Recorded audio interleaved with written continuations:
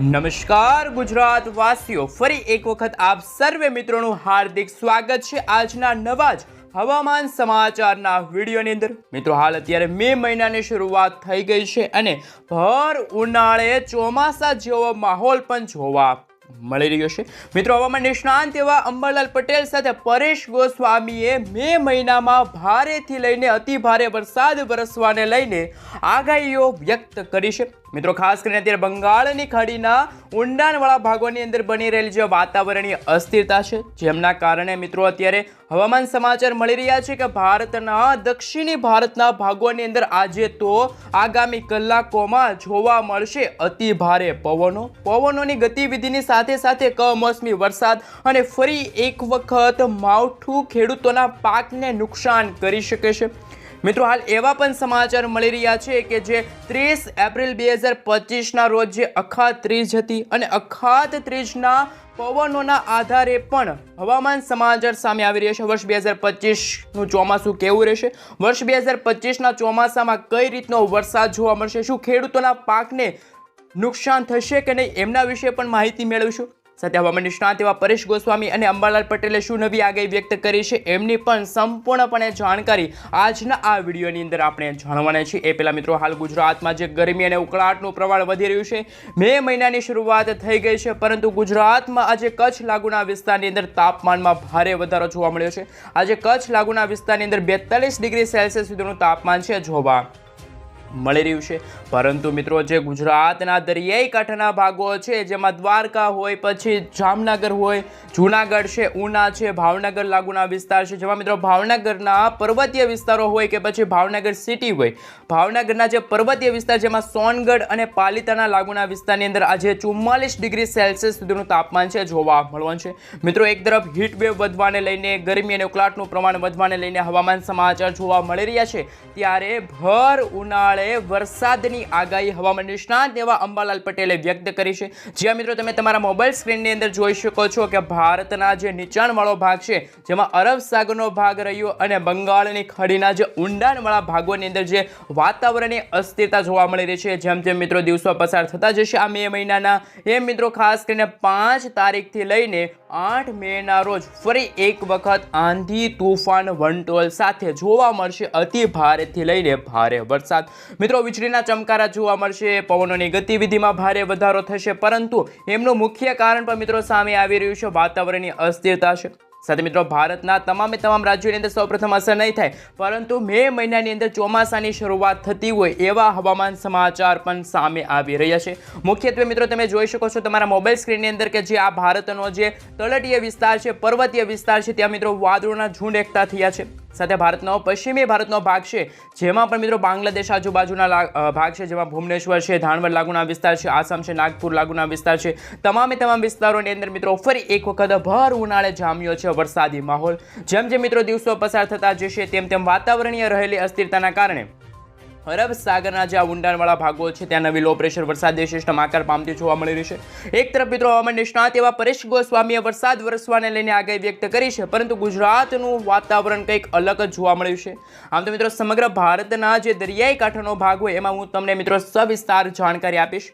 ખાસ મિત્રો તમે જોઈ શકો છો તમારા મોબાઈલ સ્ક્રીનની અંદર, જેમાં આજે મદુરાઈ લાગુના વિસ્તાર છે, બેંગલુરુ લાગુના વિસ્તાર છે, મુંબઈ લાગુના વિસ્તાર છે, એટલે કે મિત્રો આમ સ્વાભાવિક રીતે કહી શકાય કે જે આ અરબ સાગરનો ભાગ રહ્યો, આ અરબ સાગરને જે દરિયાઈ કાંઠાના ભાગ છે ત્યાં મિત્રો કહી શકાય કે દરિયામાંથી આવી રહેલા ભારે પવનો, ભેજયુક્ત પવનોના કારણે ફરી એક વખત મિત્રો વરસાદની આગાહી સામે આવી છે।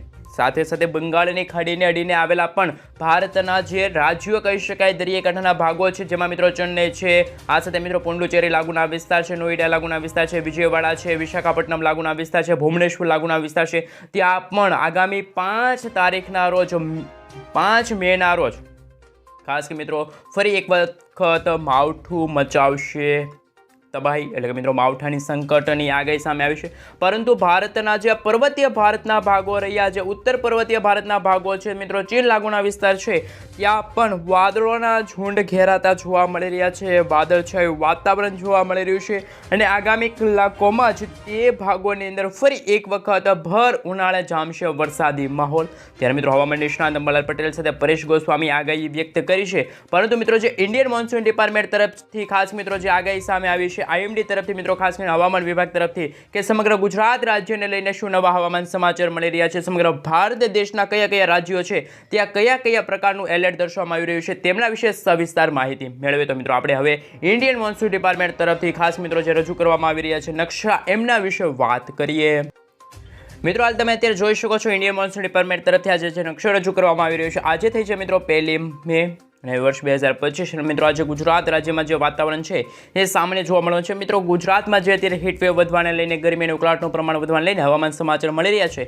સાથે મિત્રો ભારતના જે દક્ષિણી ભારતના જે રાજ્યો રહ્યા ત્યાં મિત્રો અત્યારે જે બંગાળની ખાડીના જે ઊંડાણવાળા ભાગોની અંદર મિત્રો ખાસ કરીને આ બંગાળની ખાડીમાં બની રહેલ જે લો પ્રેશર વરસાદી સિસ્ટમ છે જેમના કારણે ભારતના દક્ષિણી ભારતના ભાગોની સાથે દરિયાઈ કાંઠાના ભાગોની સાથે ભારતના પશ્ચિમી ભારતના ભાગોની અંદર પણ ફરી એક વખત યલો એલર્ટનું સિગ્નલ દર્શાવવામાં આવી રહ્યું છે, ઓરેન્જ એલર્ટનું સિગ્નલ દર્શાવવામાં આવી રહ્યું છે. એટલે ભર ઉનાળે જામશે વરસાદી માહોલ. આ સાથે મિત્રો ઉત્તર ભારતના ભાગોમાં પણ ગરમી અને ઉકળાટની વચ્ચે ફરી એકવાર કમોસમી વરસાદ છે માવઠું છે તબાહી મચાવશે. માવઠાનું સંકટ જોવા મળી રહ્યું છે. અખાત ત્રીજના આધારે પણ મિત્રો ખાસ કરીને હવામાન સમાચાર સામે આવી રહેશે. એ પણ આપણે મિત્રો આ વિડીયોના અંત સુધીમાં જાણીશું કે કઈ દિશાથી પવન ફૂંકાણો હતો જેમના કારણે આ વર્ષ 2025નું ચોમાસું કેવું રહેશે. ખેડૂતો માટે ખાસ મિત્રો આ વર્ષ 2025નું ચોમાસું કેવું રહેશે. શું ખેડૂતોના પાક બગડવાને લઈને હવામાન સમાચાર સામે આવી રહ્યા છે, જીવાતો પડવાને લઈને હવામાન સમાચાર છે કે દુષ્કાળ અને અતિવૃષ્ટિ સર્જાય એમના વિશે વાત કરીએ. એ પહેલાં મિત્રો ખાસ કરીને આવતીકાલે તમે ગુજરાતનું વાતાવરણ જોઈ શકો છો. ગુજરાતમાં જે ગરમી અને ઉકળાટ એટલે કે મિત્રો જે હીટ વેવની જે આગાહી હતી ભારે એમાંથી થોડીક ગુજરાતવાસીઓને રાહત મળશે. ફરી એકવાર વાદળ છે વાતાવરણ જોવા મળશે. વાદળ છે વાતાવરણ વચ્ચે કમોસમી વરસાદ છે માવઠું છે એ પણ જોવા મળવાનું છે. સાથે સાથે મિત્રો જે ભારતના જે અરબ સાગર અને બંગાળની ખાડીને અડીને આવેલા જેટલા પણ જે રાજ્યો હોય તેમાં મિત્રો ખાસ કરીને ભારતના દક્ષિણ ભારતના તમામ વિસ્તારોની અંદર જેમાં મિત્રો ચેન્નઈ છે, બેંગલુરુ છે, બેંગલવી છે, મદુરાઈ લાગુના વિસ્તાર છે, તિરુપતિ લાગુના વિસ્તાર છે, વિજયવાડા લાગુના વિસ્તાર છે, ખાસ મિત્રો જે આ વિશાખાપટ્ટનમ લાગુનો વિસ્તાર છે, ભુવનેશ્વર લાગુના વિસ્તાર છે, ધાનવડ લાગપુરનો વિસ્તાર છે,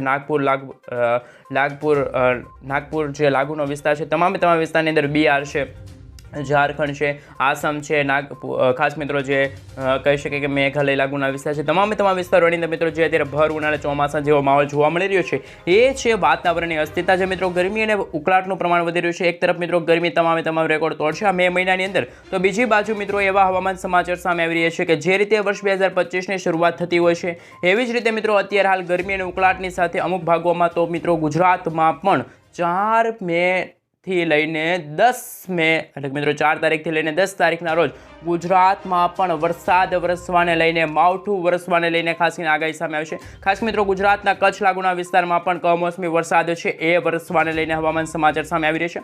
ખાસ મિત્રો હવે એવા સમાચાર છે કે જે 6 તારીખ અને 5 તારીખનો જે તમે નકશો જોઈ શકો છો જેમાં ગુજરાત સાથે ભારતના જે ઉત્તર ભારતના ભાગો છે જેમાં રાજસ્થાન લાગુના વિસ્તાર છે, દિલ્હી છે, જમ્મુ કાશ્મીર લાગુના વિસ્તાર છે, હરિયાણા લાગુના વિસ્તાર છે, બિહાર લાગુના વિસ્તાર છે, મુંબઈ છે, મહારાષ્ટ્ર છે, આ તમામ ભાગોની અંદર મિત્રો ભર ઉનાળે વરસાદી માહોલ. એટલે કે મિત્રો એવું કહી શકાય કે હવે મે મહિનામાં ચોમાસાની શરૂઆત થતી હોય અને ખાસ કરીને ખેડૂતો માટે પણ આ ચિંતાજનક હવામાન સમાચાર છે સાબિત થવાના છે. તો મિત્રો હવે આપણે વિન્ડીસ એપ્લિકેશનના માધ્યમથી જાણીશું કે જે રીતે વરસાદની આગાહી તો જોવા મળી પરંતુ આજે ગુજરાતમાં બપોરના સમયગાળા દરમિયાન કેવું તાપમાન જોવા મળશે. શું હવામાન નિષ્ણાત અંબાલાલ પટેલ સાથે પરેશ ગોસ્વામીએ કઈ રીતની આગાહી વ્યક્ત કરી છે. શું મિત્રો જે બંગાળની ખાડીમાં બની રહેલ જે લો પ્રેશર વરસાદી સિસ્ટમ છે મિત્રો શું એવી છે હવે અરબ સાગરમાં જો વરસાદી સિસ્ટમ બનશે તો ગુજરાતના કયા ભાગોની અંદર વર્ષ 2025 અંતર્ગત ચોમાસાને લઈને વાવાઝોડાને લઈને શું નવી હવામાન સમાચારની માહિતી મળી રહેશે એમના વિશે સવિસ્તાર માહિતી મેળવી. તો મિત્રો આપણે હવે વિન્ડીસ એપ્લિકેશનના માધ્યમથી જાણીશું કઈ રીતનું હવામાન સમાચાર છે, કઈ રીતનું વાતાવરણ છે બદલાઈ રહ્યું છે. હાલ મિત્રો તમે તમારા મોબાઈલ સ્ક્રીનની અંદર જોઈ શકો છો ખાસ કે મિત્રો જે 8 તારીખ અને 9 તારીખના રોજ ગુજરાતમાં જે આ વાદળછાયા વાતાવરણ જોવા મળવાના છે અરબ સાગરના ભાગોની અંદર એમના કારણે ગુજરાત માટે આ ચોમાસું છે વર્ષ 2025નું ચોમાસું એ થોડુંક ભારે સાબિત થશે. હજુ તો મિત્રો ઉનાળાની શરૂઆત છે અને ગરમી અને ઉકળાટનું પ્રમાણ ધીમે ધીમે વધી રહ્યું છે અને હીટ વેવ વધવાને લઈને પણ ખાસ મિત્રો જે આગાહી સામે આવતી હતી પરંતુ એક ચિંતાજનક આગાહી અત્યારે હવામાન નિષ્ણાત અંબાલાલ પટેલ સાથે પરેશ ગોસ્વામીએ વ્યક્ત કરી છે. જે રીતે મિત્રો વર્ષ 2025ના ચોમાસાની શરૂઆત થાય એ પહેલાં મિત્રો મે મહિનાના પ્રથમ અઠવાડિયાની અંદર જ ગુજરાતના જે દરિયાઈ કાંઠાનો ભાગ હોય જેમાં મિત્રો ખાસ કરીને આપણે દ્વારકા લાગુના વિસ્તાર છે, જામનગર લાગુના વિસ્તાર છે, જૂનાગઢ છે, ઉના છે, મહુવા લાગુના વિસ્તાર છે, અમરેલી છે, આ સાથે મિત્રો તમે જોઈ શકો છો ખાસ કરીને અલંગ લાગુના વિસ્તાર છે, વેરાવળ છે, પોરબંદર છે, ભાણવડ છે, ગોંડલ લાગુના વિસ્તાર છે, જસદન છે, ચોટીલા છે, રાજકોટ છે, બોટાદ છે, આ તમામે તમામ વિસ્તારોની અંદર મિત્રો કમોસમી વરસાદ જોવા મળશે. સાથે સુરત લાગુના વિસ્તારમાં પણ અરબ સાગરના જે ભેજયુક્ત પવન આવશે તો સુરત લાગુના વિસ્તારમાં પણ ભારે પવનોની સાથે કમોસમી વરસાદ છે માવઠું છે એ જોવા મળશે. આમ તો મિત્રો હાલ ગુજરાતમાં આગામી 8 તારીખના સમયગાળા દરમિયાન ફરી એકવાર મિત્રો કમોસમી વરસાદ છે જોવા મળશે. તો મિત્રો એવું પણ કહી શકે કે વાવાઝોડું, આંધી, તુફાન, વંટોળ સાથે ભારે પવનો ફૂંકાશે. પવનોની ગતિવિધિની પણ વાત કરવામાં આવે તો મિત્રો ખાસ કરીને 25 કિલોમીટરથી લઈને 30 કિલોમીટર પ્રતિ કલાકની ઝડપે અમુક વાર તો જોટાના પવનો પણ ફૂંકાઈ શકે છે. તો મિત્રો હાલ હવામાન સમાચાર એ પણ સામે આવી રહ્યું છે કે વર્ષ 2025નું ચોમાસું ક્યારથી શરૂ થશે.